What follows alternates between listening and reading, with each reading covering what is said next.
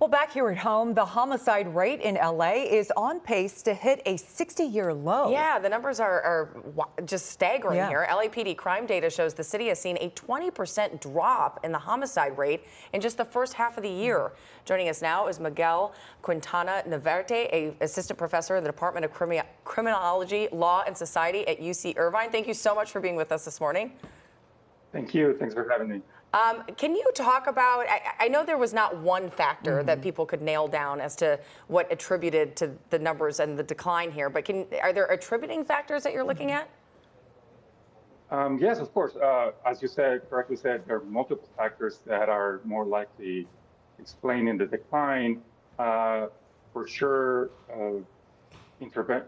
law enforcement interventions are important. One of the contributors of the decline. I would say that those interventions that are focused on problem solving, that engage with the community, that have buy-in from the community, are the ones that are more likely to be successful. As we have some of those programs in LA and many other cities. There are many other policies that also have important contributions. Some of them are not directly tied to the criminal justice system, but create opportunities in terms of community investment, create employment and education opportunities those also contribute. And then there are larger cultural demographic shifts that can also be accounting for some of the decline. For example, LA and most cities in the United States are on average older now than 10, 20 years ago. That means that there are fewer people in those age groups that are more likely to be involved in homicides and violent crime, particularly young people and people in early adulthood.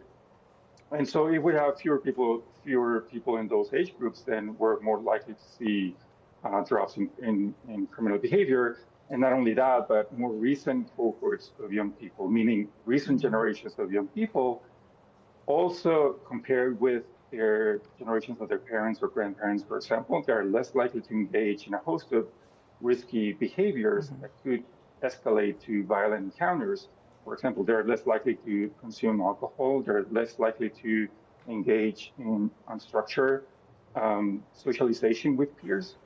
And so that could also be accounting for, as you correctly said, there are multiple things going on at the same time. Interesting. Yeah. And Miguel, we know that there is credit being given to LAPD's community-based policing philosophy, which is, of course, focusing officers in areas where there's a high rate of violent crime, establishing relationships with people in that neighborhood, building trust.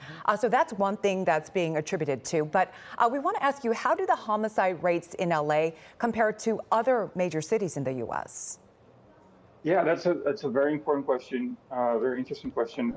It's hard to say with every compare it to every part of the U.S. because we don't have a national comprehensive data base about homicides in every part of the country. But compared to most other cities, I would say two things. First, LA is perhaps on the lowest. It has some of the lowest homicide rates compared to other major cities.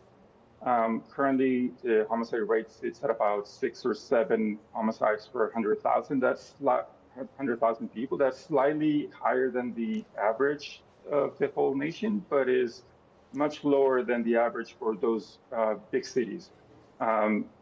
We've also some of those big cities, some of those that have had very high levels of homicide rates. For example, I'm thinking about Baltimore, I'm thinking about St. Louis. Some of those have experienced also dramatic decreases in the last 3 years